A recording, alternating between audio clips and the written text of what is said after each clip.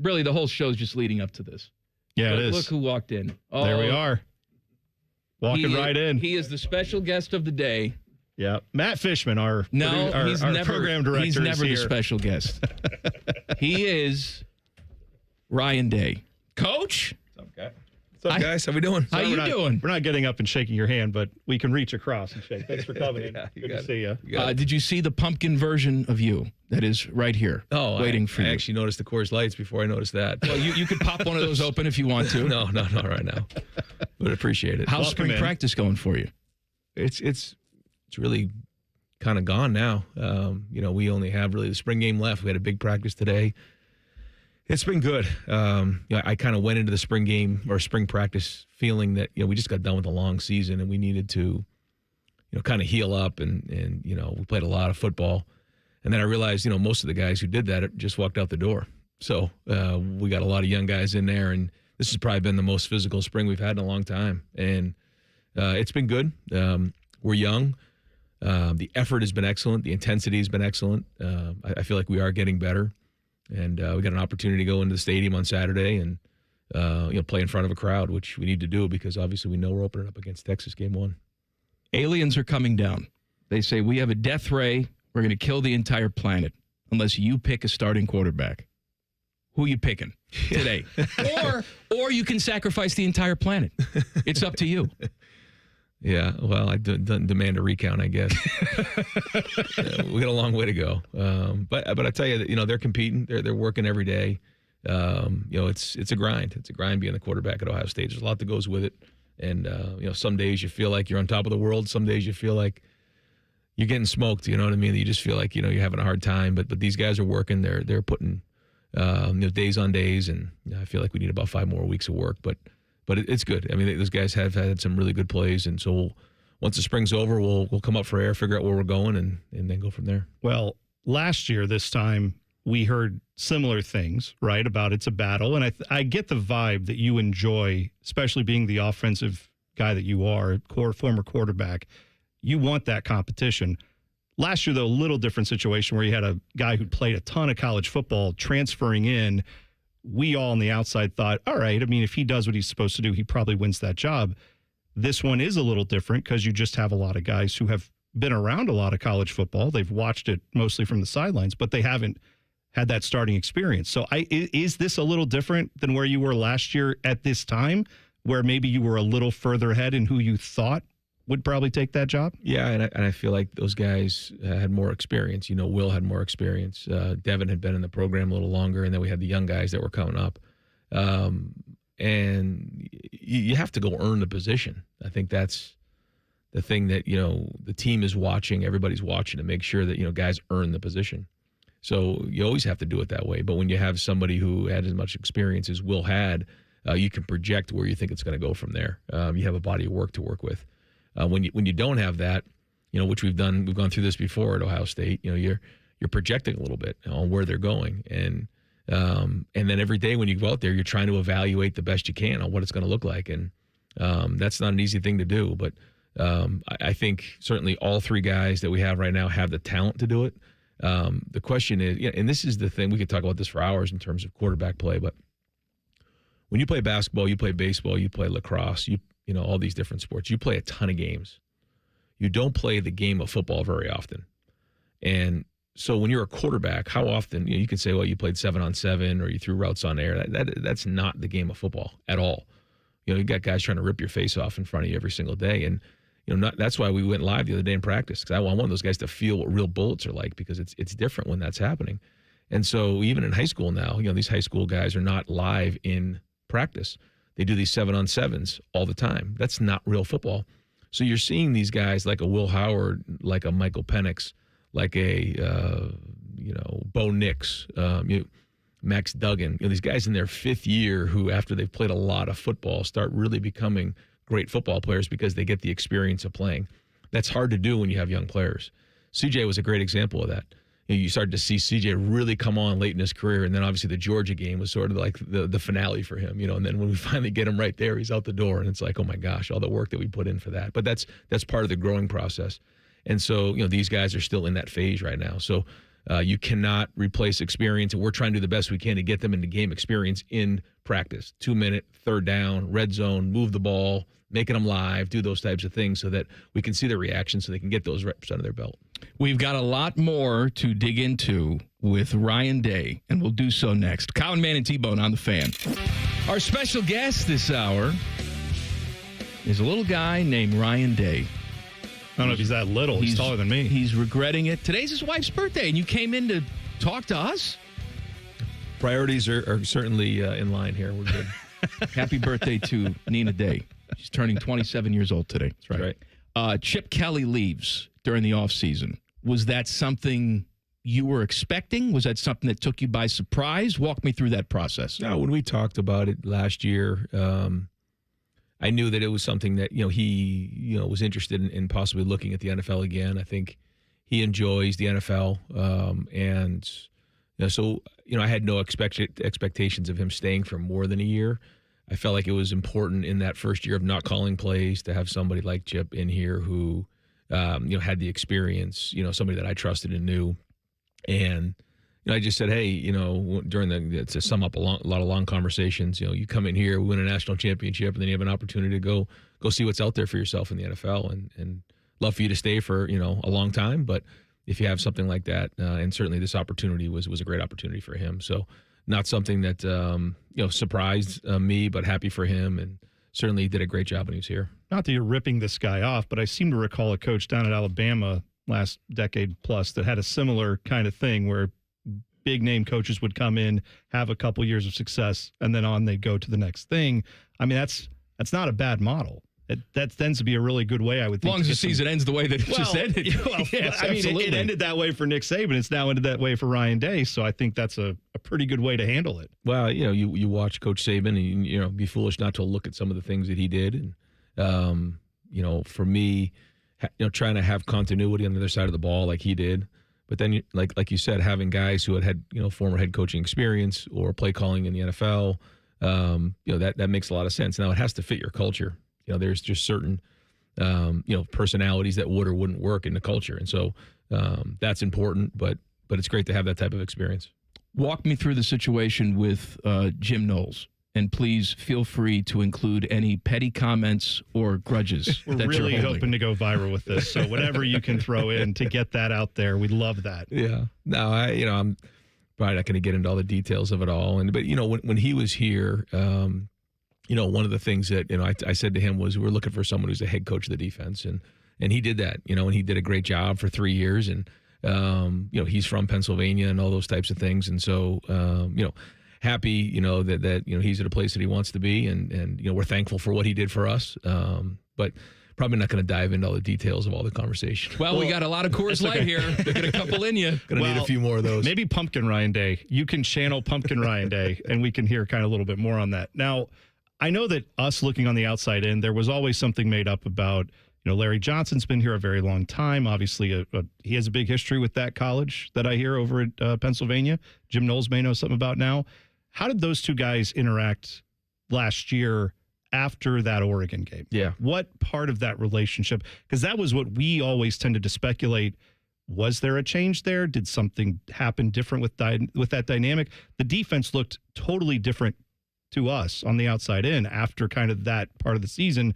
Did you notice that internally that there was a big change there? So, there's been a lot, I think, of speculation, like you said, of kind of like, all right, so what happened after that game? That's what we do all the time. Yeah, speculate. Come on, every week, we won't have this problem. Right.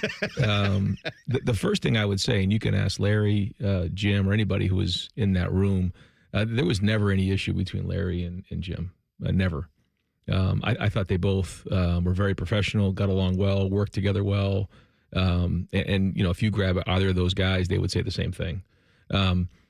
But when we got out of that game, I mean, the bottom line was what happened in that game was we didn't get a line fast enough. We didn't.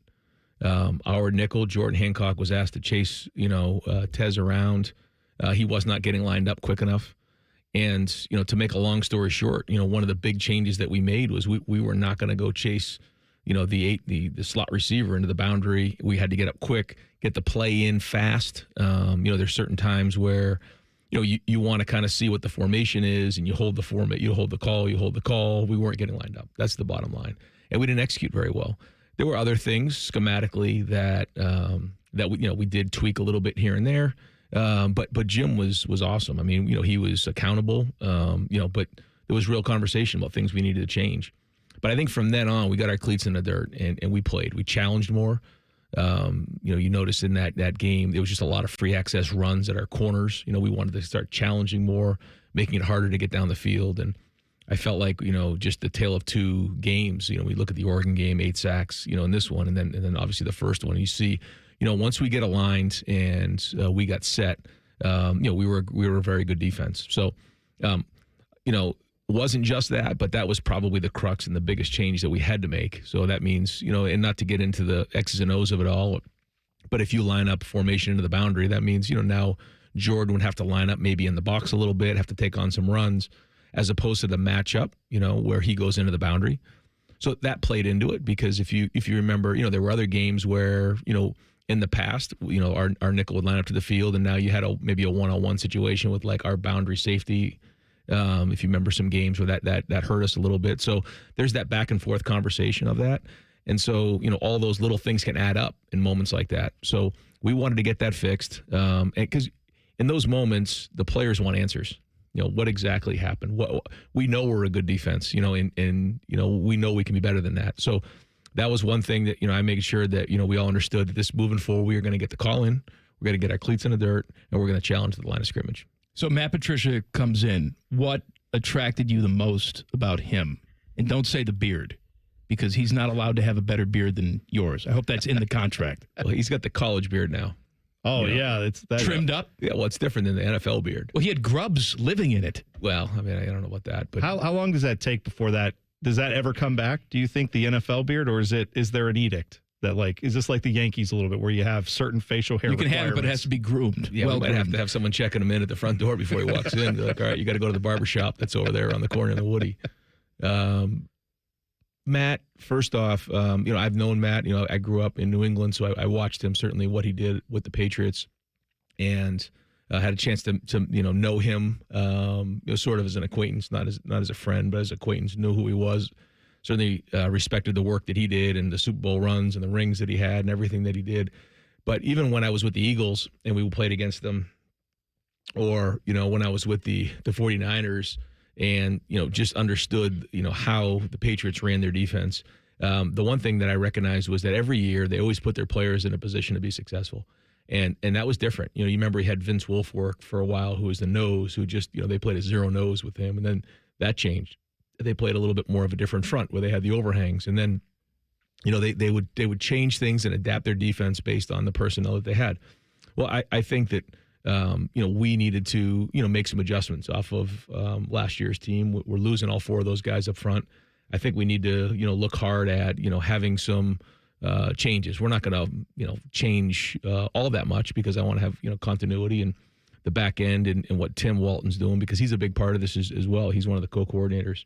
But for Matt, has a background in the NFL, has called, games obviously in the Super Bowl, has rings. And, now that we're playing in the playoff system, having some of that experience, I think pays off. So the combination of who he is as a person, the combination of understanding what how to change up fronts based on personnel, and then the experience of calling a play and letting a defense kind of build as the season goes on, to me, led me down that road. And by the way, had a bunch of interviews with a lot of different people who I just didn't think was the right fit at the time, and we've got great feedback. The players love being around Matt, the coaches, so the recruits have been great, and so it's been exciting to see him work. Speaking of guys with beards, you have a great one, as we mentioned. I have a beard. It's not that great. I have been thinking about coloring my beard, and people around the station have said, don't ask Ryan Day about that because he doesn't color his beard. And I have said, well, I'll let you speak for yourself. Do you have any tips for me, or is that just I is that something you it's don't all even natural that you've you don't never do even anything had to worry about? No. Have you ever had to worry about that? No.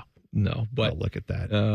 If you get, there's plenty of grays in there. Trust me, you just maybe can't see them. But try being the head coach at Ohio State long enough, you're gonna have plenty of grays. But no, I just, Yeah, I mean, people will say that all the time, and we just laugh, and You don't have time to worry about stuff like that. I mean, are you kidding me? I don't know if you see me in these press conferences, but I'm not exactly getting ready for the press conference. And then I've seen some pictures of when I first became the head coach and where I am right now. I mean, the last thing in the world I'm worried about is how I look. Trust me. You looked very fresh-faced when you got here.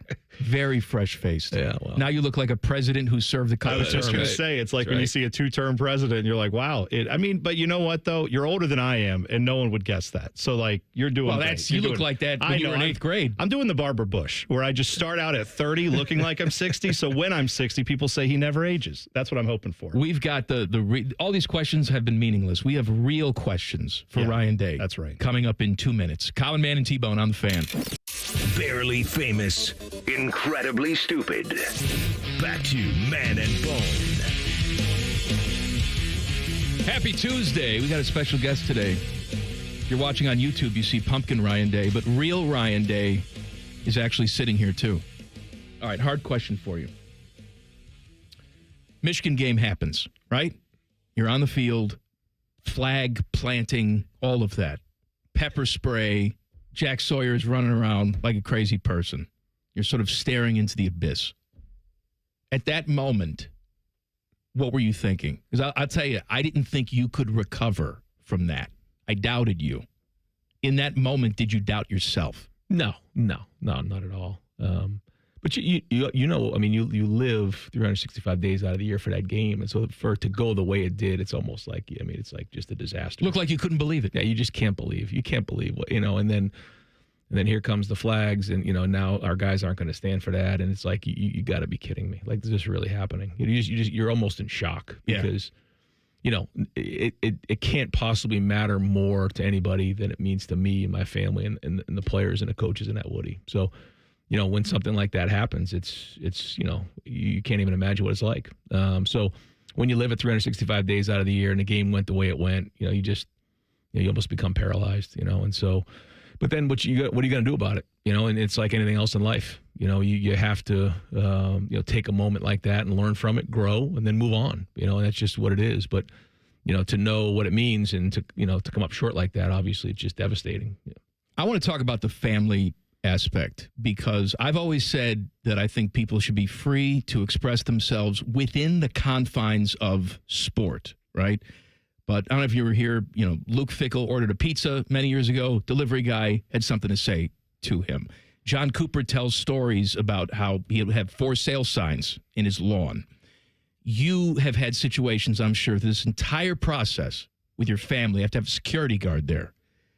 Is there any point where you say, this is not worth any of this? I don't want to do this to them, right? Or to myself, but specifically, my job as a protector, as a husband, as a father, is to make sure that their lives are not affected.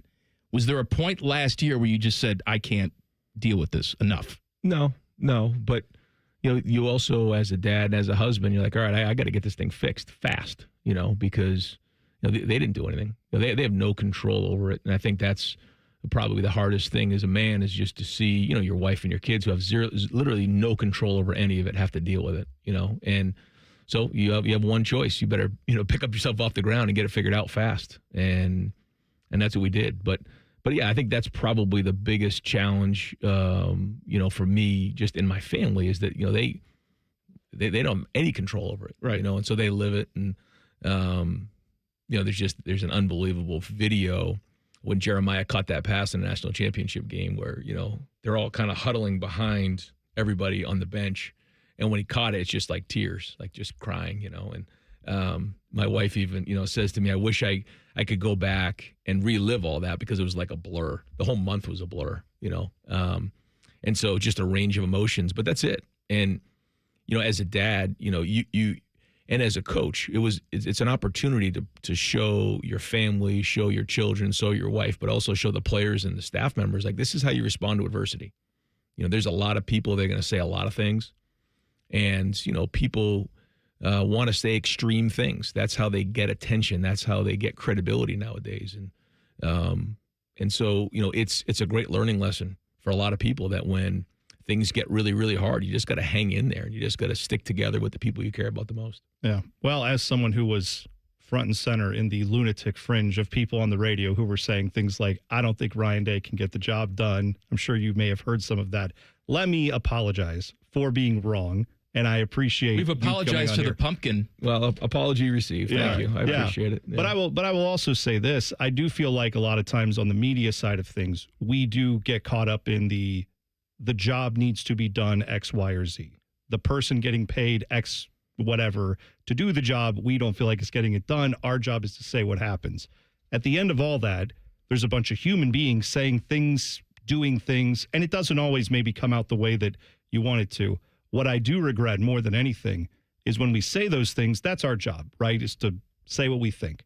But then when you find out what people take that stuff as, who are not here, who might be on the internet, who then go, yes, and then add to it, and then it becomes this kind of intensity. I'll give you an example of what I saw as a child. I grew up here in Columbus. I was 5 years old, I think, when Earl Bruce got fired. One of my first memories of Ohio State football was my dad saying, I heard on the news that Earl Bruce got fired, and they were in the parking lot at the Shoe talking about it. And in my head, that meant that a bunch of Ohio State fans lit Earl Bruce on fire as a 5-year-old. That's what I thought, because that's what I understood Ohio State fandom to be.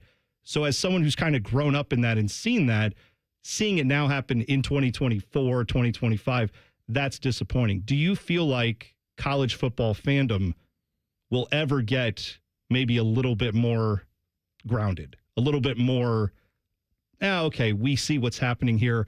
Do you think the playoffs help with that? Because for a lot of us, we're used to... It's not the end of the world when you lose a game. One game, that's it. Season's over. Like, I've had to adjust my expectations on that. Do you think the playoffs may play into that in the future as we go forward in college football? Yeah, I mean, you covered a lot of ground there. I think the first thing is, I do think that I think the playoffs is a good thing overall. I think that fans will continue to be passionate. That's what makes college football great. I do think when you see teams overcome adversity and push through, I think that's a good thing for everybody to see. I understand that when you're a first-time head coach, especially at a place like Ohio State, you may not get the benefit of doubt until you win one. I get all those things. I do think that, the folks who gamble on games certainly don't help the situation, because I think that adds a whole nother layer to the extremity of it all.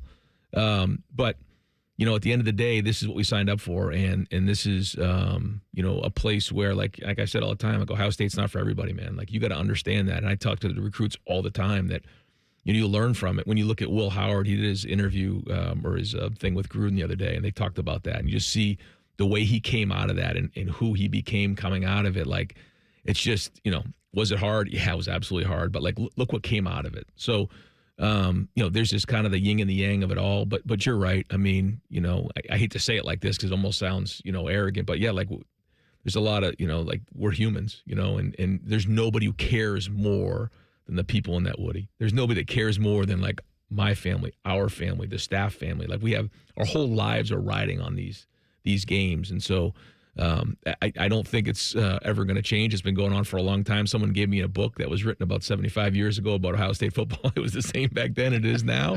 So that's what we got. But the other part of that is, flying across the country and just seeing so many people come up to me and just saying, thank you. Thank you for hanging in there. Thank you for who you are as a man. Thank you for having the class to withstand all of those things. Thank you for your family staying strong. Thank you for giving us the experience of the college football playoffs. I so many people, hey, I flew across the country to be with my grandfather to watch that national championship game. I stuck with you after you lost that rivalry. We knew you could do it after you won that Tennessee game. Like, just to hear the stories across the country of all the Buckeye fans that it meant so much to, that brought generations of people together. That's what it's all about. Here's the real question I want to know. Food has no calories. You have nowhere to be the next day, so you have easy access to a toilet. You're at home in your soft clothes. What are we eating? At home, or well, we'll whatever. go to a restaurant? You get it catered in if you want to, but you can pig out on anything you want. The meal that there's no repercussions for what you're about to eat, what you're about to put in your body. Yeah, well, that'll do a combo if it doesn't matter. So like ribeye steak, How we cooking that steak, Coach? Medium. There we go. Yeah, medium. And if you can go bone-in ribeye, like I love that, because obviously close to the bone is really, really good. But then like the other one is like a really good chicken parmesan with pasta. So like the combination of those two is like a home run for me. I love steakhouses. I love Italian restaurants. You hitting drive-through windows? You doing that at all? Can you do like Dom Taberi introduces himself when he goes to the Wendy's window? Do you have to say, hey, Ryan Day here, give me a spicy chicken? I the Northeast guy in me, the Boston guy in me, like I'll go to Dunkin' Donuts and get a large iced coffee and a sandwich there or something like that. I'd like going. That's my drive-through spot over there. I'm gonna go to Vermont and New Hampshire in the summertime with the family. Other than hanging out with your PI brother who's digging up all the stuff about Jim Harbaugh, what are things that I have to do when I'm there? So you're not going to Boston? You're just going to go to New Hampshire? We're not. We're flying into Boston, and we're driving. Yeah. So the coast in the summer is great. You kind of it's not a long coastline, but it's a great coastline there, and then it goes into Maine. Was that Portsmouth over there? Yeah, Portsmouth, exactly. Yeah. Yep. And then the mountains of New Hampshire are great. There's really good lakes up there. So I think probably the lakes and the mountains up in the north of the state, the coast there. Vermont, you're on your own. I don't know much about Vermont. It's right next to you. Yeah, well, I don't go over there very often. He ran into Paul Keels. Was that in Vermont? Oh, my God. Let me tell you. So this is years ago. I'm with my wife in Vermont, Woodstock, Vermont. Ooh. Okay? Tiny little place. And I'm crossing the street, and I said to my wife, I swear to God, that's Paul Keels across the street. What are the odds? And so I go up to him, and he looks like he saw a ghost because you're not expecting me to walk up. He was vacationing there with a lady friend of his that, as he likes to say, is no longer on scholarship. Okay, Paul. Yeah, see you, man. But we met each other in Vermont. That's pretty rare. Yeah. Thank you for spending some time with us. Absolutely, man. Will you come back and do it again? Yeah, absolutely. I don't believe you. I'll have to have some of these Coors Lights. Oh, there we absolutely. Go. We'll crack it open. Ryan Day, you know who he is. We're back with Inside the NFL coming up next. Colin Mann and T-Bone on the Fan.